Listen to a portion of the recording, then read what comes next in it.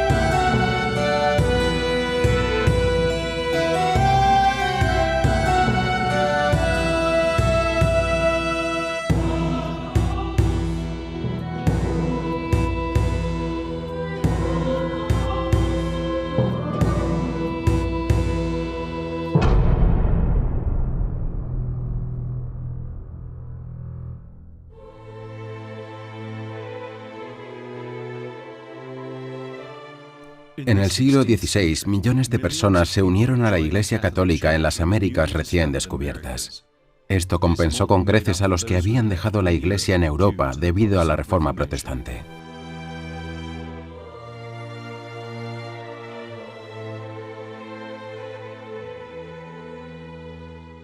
Después de la conquista de América del Sur, los españoles prohibieron las religiones paganas nativas con sus sacrificios humanos e incluso de niños. Algunos conquistadores oprimieron a los nativos, pero los franciscanos, dominicos y jesuitas también estaban allí para proteger a las poblaciones indígenas y ayudarlas a obtener sus derechos. La gente, cuando se liberó de las prácticas paganas, rápidamente se volvió hacia el cristianismo. Nuestra Señora se apareció en 1531 en un cerro llamado Tepeyac, ahora Guadalupe, cerca de la Ciudad de México, a un indígena nativo llamado Juan Diego. Después de lo cual, el Evangelio reclamó estos pueblos y tierras para Jesucristo. Sin embargo, en Europa la Ginebra francófona tendría un impacto aún mayor que Wittenberg en la Reforma Protestante, especialmente en Francia, Inglaterra, Escocia, Holanda, algunas partes de Alemania, Irlanda y Norteamérica. Esta forma de protestantismo se llama calvinismo, el nombre de su fundador, Juan Calvino, un abogado humanista francés. La fe es como una mano abierta y vacía que se extiende hacia Dios, sin nada para dar y todo para recibir. El calvinismo, más que cualquier otra forma de protestantismo, estuvo al frente de las terribles guerras de religión que devastarían Europa en los siglos XVI y XVII.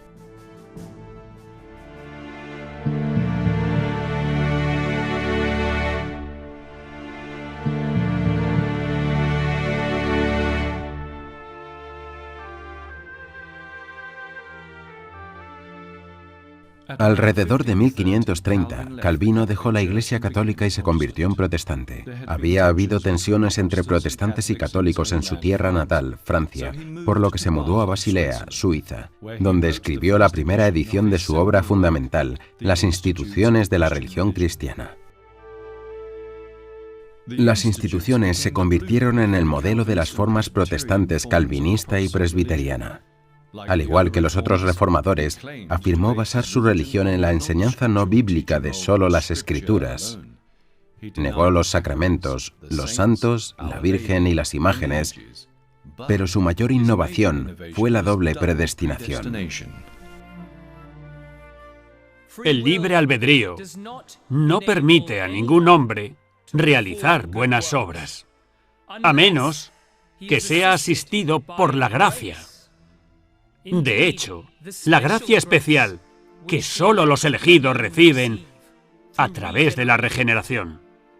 Porque no considero la extravagancia de quienes dicen que la gracia se ofrece promiscuamente por igual a todos. ¿Cómo es que la gracia de Dios, la predestinación y el libre albedrío humano se unen? El Concilio de Trento no intentó resolver todas las cuestiones teológicas, pero sí decía que existe el libre albedrío y existe la gracia de Dios, y no podemos hacer ningún bien que nos lleve al cielo, excepto por la gracia de Dios. Y existe la predestinación, pero Dios no predestina a nadie a ir al infierno. Si alguien va al infierno es por su libre elección. Pero cómo encajan todas esas cosas es algo que los teólogos discuten. No es algo a lo que la Iglesia haya dado una sola respuesta. Por doble predestinación, Calvino creía que Dios predestinó a algunos para el cielo y a otros para la condenación.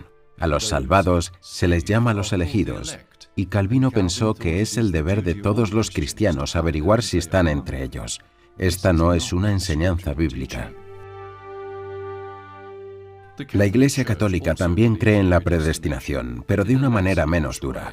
El Concilio de Trento llama a la predestinación un misterio oculto. Por lo tanto, no podemos tener todas las respuestas aquí en la tierra. Tenemos libre albedrío para cooperar o no con la gracia de Dios que conocemos a través de los sacramentos.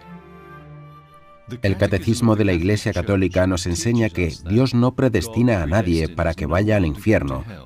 Para ello, es necesario apartarse voluntariamente de Dios, pecado mortal, y perseverar en él hasta el final. El infierno existe y las almas van allí. Los ángeles caídos están allí, y si pueden apartarse de Dios, también pueden hacerlo los humanos.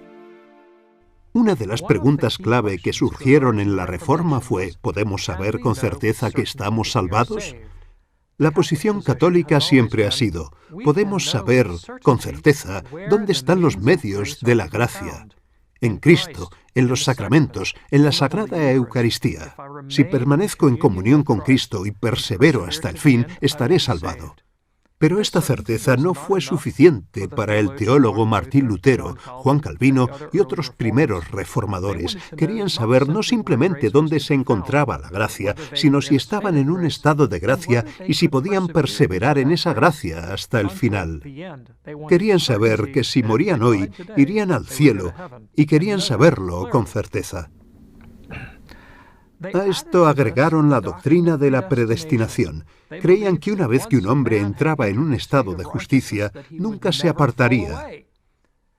Eso plantea ciertas dificultades. Una de ellas es que, de hecho, muchos de los bautizados, obviamente, se apartan.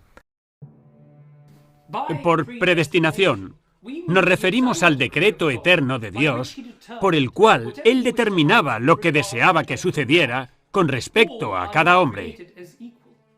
No todos son creados iguales. Algunos están predestinados a la vida eterna, otros a la condenación eterna, y en consecuencia, como cada uno ha sido predestinado para uno u otro de estos fines, decimos que ha sido predestinado a vida o muerte. Pero seguro que un Dios amoroso no crearía a alguien de antemano para la condenación eterna. Negar la predestinación es avergonzarse del Evangelio. Quitemos la elección. ¿Y qué quedará? Como hemos declarado, permanecemos totalmente perdidos y malditos. Sostuvo que el bautismo puede regenerar, pero solo en las almas de los elegidos, aquellos a quienes Dios predestinó para la salvación y la regeneración.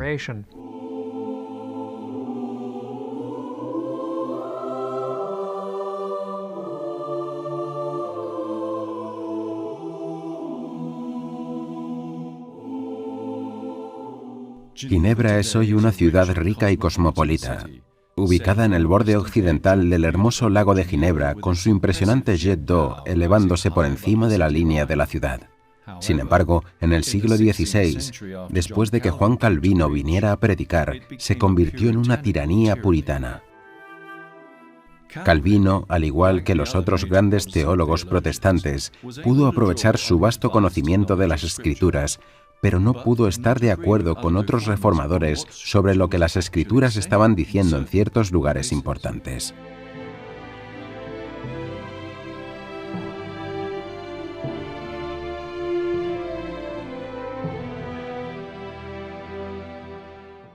Durante las décadas posteriores a la Reforma en Ginebra, hubo una especie de pánico por la caza de brujas. Esto se agravó con la plaga de 1545.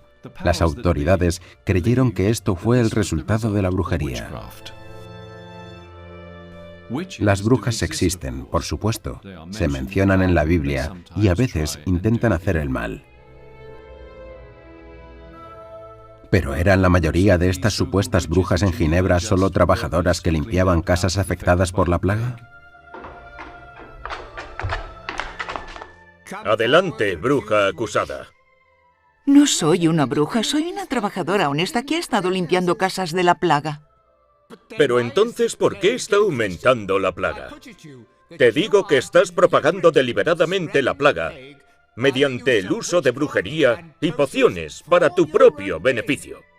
No, mi señor, no es verdad.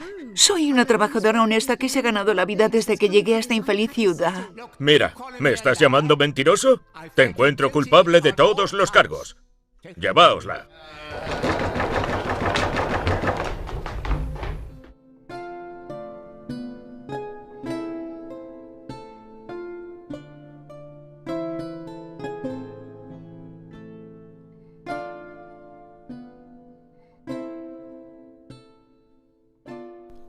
Hubo más de 50.000 brujas acusadas y quemadas en países protestantes durante este periodo. En los países católicos, la Iglesia puso en marcha la Inquisición para dar a los acusados un juicio justo y tratar de salvar a la mayor cantidad posible. Esto redujo el número de ejecuciones a 12.500 durante los 600 años de existencia de la Inquisición.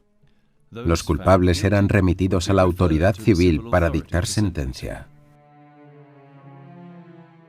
El predicador y reformador escocés John Knox pasó 2 periodos en Ginebra. Estos, dijo, fueron los días más felices de su vida. What are we to do about these ingraziers that clear out the plague houses? Some are no more than witches, who do no more than perpetuate the plague for profit. Como escribe San Pablo en Gálatas, vive por el Espíritu y ciertamente no complacerás los deseos de la carne. Este es el problema, como continúa diciendo San Pablo: idolatría, hechicería, odios, rivalidad, celos, arrebatos de furia, actos de egoísmo, disensiones, facciones. So we should bring them to trial then, banish or execute the guilty. Esa es la única forma de erradicar al diablo. Fue aquí donde Knox escribió su tratado misógino, el primer toque de trompeta contra el monstruoso regimiento de mujeres. Este fue principalmente dirigido contra la reina María I de Inglaterra y María de Guisa, regente de Escocia, madre de María, reina de Escocia. Él escribió: promover a una mujer para que lleve el gobierno, superioridad, dominio o imperio sobre cualquier reino, nación o ciudad es repugnante a la naturaleza, un insulto a Dios. Sin embargo, la reina protestante Isabel I también estaba al tanto de los escritos misóginos de Knox y los proscribió en Inglaterra. Durante la Edad Media y la era de la caballería, la Iglesia Católica había elevado el estatus de la mujer, desde ser un poco más que una posesión de los hombres en la época pagana, a un lugar de gran respeto y honor por el principio femenino. Las mujeres eran vistas como grandes civilizadoras y representaban la belleza y la cultura. Sin embargo, hubo un cambio en la condición de la mujer en tierras protestantes después de la Reforma. Incluso suprimieron la veneración de Nuestra Señora y la imagen de la Iglesia como la esposa de Cristo se perdió. Las iglesias protestantes se volvieron muy austeras, desprovistas de ornamentos, frías y masculinas. El púlpito y la predicación se volvieron el foco principal.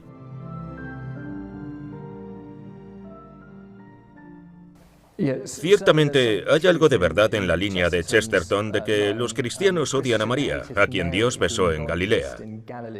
Entonces, las estatuas de Nuestra Señora fueron derribadas y destruidas. Las personas que la veneraban fueron perseguidas. En el transcurso de la Edad Media, especialmente a finales de la Edad Media, existe un gran culto a las santas. Y existe un paralelo entre el papel de Nuestra Señora en la vida devocional y la Iglesia como la esposa de Cristo.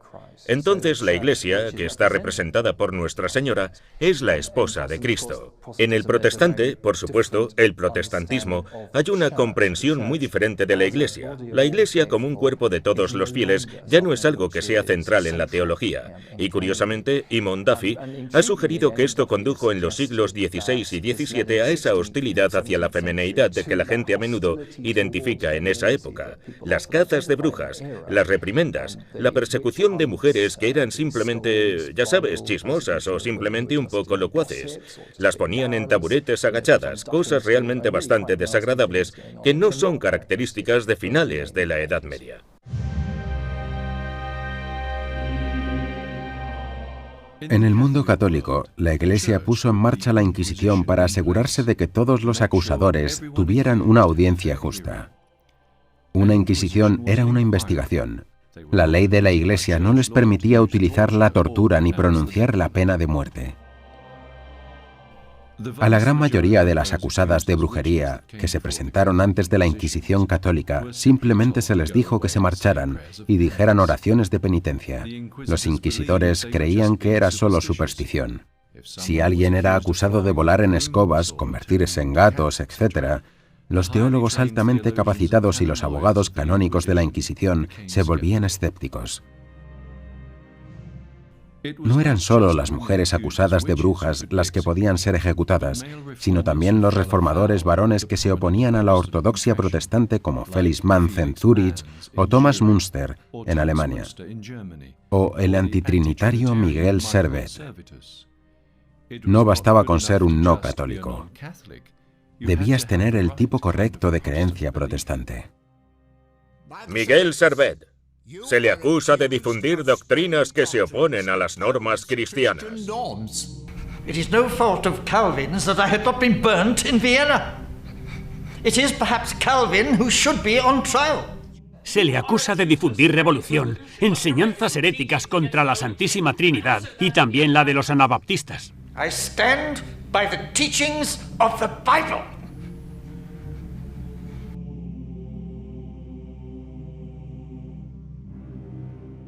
Miguel Servet ha sido declarado culpable de herejía y debe ser quemado en la hoguera. En general, los protestantes solían escribir tratados contra las inquisiciones católicas y argumentarían que las inquisiciones eran el único medio por el cual la Iglesia podía mantener a la gente esclavizada en la falsa doctrina. Pero en verdad los protestantes también tenían sus propias versiones de la Inquisición. En la Ginebra de Calvino la había. En el Zúrich de Zuinglio no se permitía, por ejemplo, decir una misa. No se permitía ni siquiera decir un Ave María. En Ginebra, los rosarios, la posesión de un rosario, era motivo de exilio de la ciudad. Tenían leyes muy fuertes.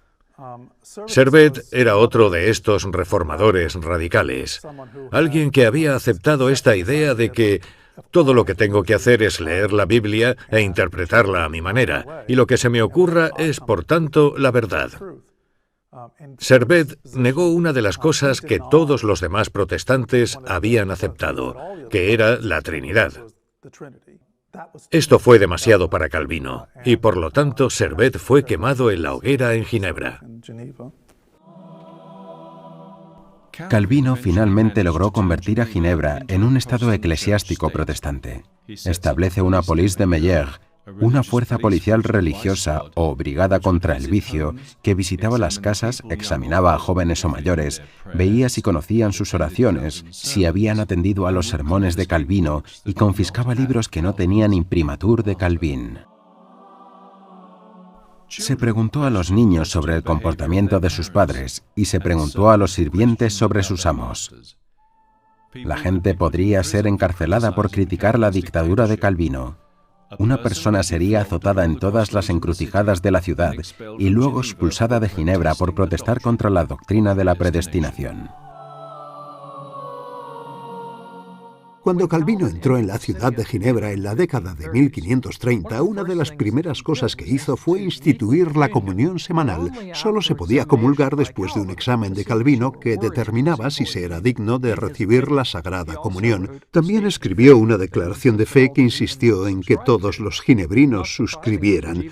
Como era de esperar, los ginebrinos no tomaron con agrado las tendencias autoritarias de Calvino y lo echaron de la ciudad durante unos años.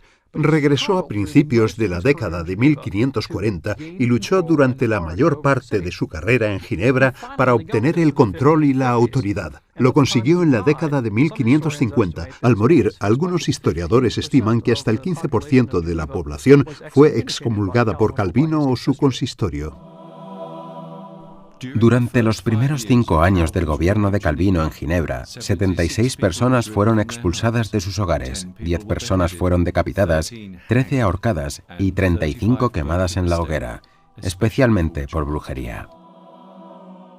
A pesar de la severidad del calvinismo, se convirtió en la forma de protestantismo que más se extendió. Y donde quiera que se extienda el calvinismo, se destruyen el arte y las imágenes religiosas. Una iglesia sencilla y encalada era lo mandado, y sin música, excepto los salmos. Sin embargo, hay mucha resistencia en muchas tierras cristianas, ya que Calvino envía misioneros, particularmente a su tierra natal de Francia. Y los hugonotes, como se llaman a los calvinistas franceses, son muy activos. Los misioneros calvinistas son estridentes, dinámicos, pero disruptivos. Convierten a muchos, pero la mayoría de los cristianos franceses solo quieren seguir siendo católicos. Esto conduciría a las guerras de religión francesas de 1562 a 1598, que también incluirían la masacre del día de San Bartolomé.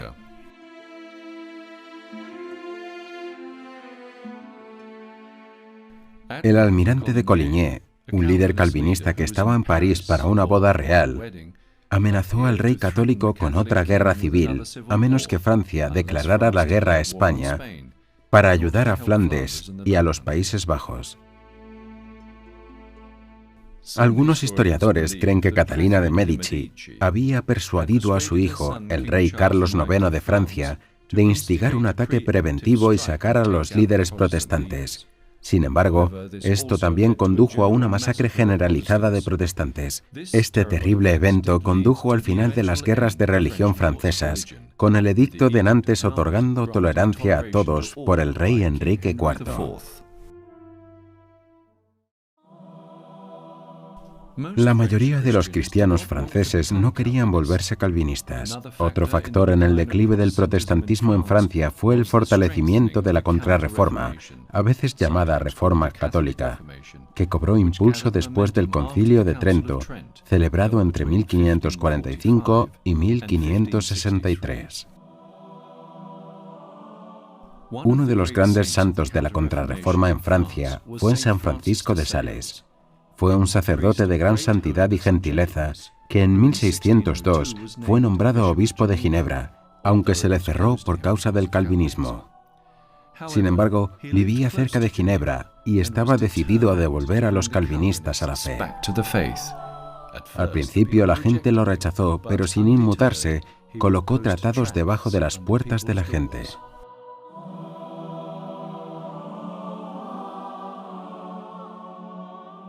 Caminaba por el campo alrededor del lago de Ginebra predicando suavemente a todos los que escuchaban. San Francisco de Asís se le apareció mientras caminaba por el lago.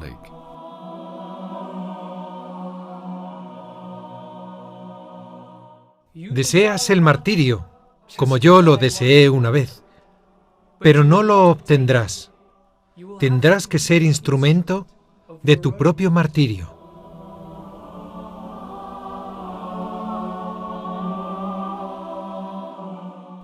Por su gentil persuasión y ardiente amor por Dios, se cree que trajo entre 30 y 40.000 calvinistas de regreso a la Iglesia Católica.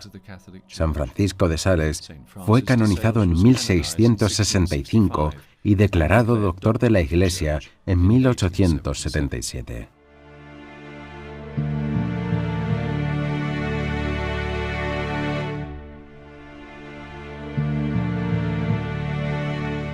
El calvinismo también se extendería a los Países Bajos, donde tuvo lugar una guerra aún más larga, la Guerra de los 80 años, o como algunos historiadores la llaman, las guerras de más que religión, porque la revuelta protestante estaba siendo utilizada, y no por primera ni última vez, por razones políticas. En este caso, para acabar con el dominio español. Los luteranos, pero especialmente los calvinistas, ya a finales de siglo, llegaron al poder contra el rey católico de España. Y así, en 1578, Ámsterdam se convirtió en protestante calvinista, es decir, el gobierno, pero mucha gente seguía siendo católica. Los protestantes tomaron también las iglesias católicas para su liturgia. Y, por tanto, los católicos no podían ir a sus iglesias, tenían iglesias escondidas. Su religión no estaba prohibida, pero no podían ejercerla abiertamente. Las iglesias católicas ocultas comenzaron a construirse en las casas más grandes de los católicos y a menudo sobre las salas de estar de las familias. Un sacerdote tendría sus propias habitaciones al lado de la capilla.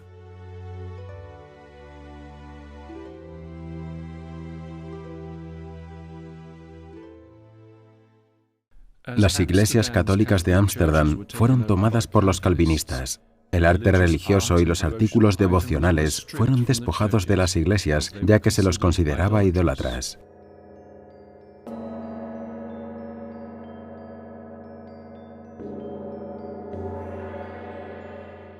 Hoy prevalece un estado de ánimo más indiferente y se muestran imágenes e ídolos budistas.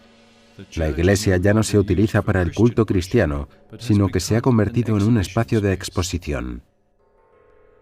Y ahora, debajo de un púlpito imponente, donde una vez un pastor calvinista predicaba sobre la palabra de Dios, hay un espacio para la meditación budista.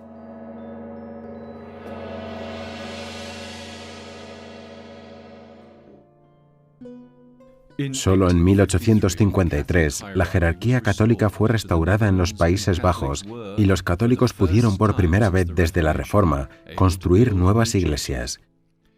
Las congregaciones de las iglesias escondidas de Ámsterdam, especialmente las de Nuestro Señor en el ático, pudieron construir esta magnífica iglesia de San Nicolás, que en 2012 fue elevada a la categoría de basílica.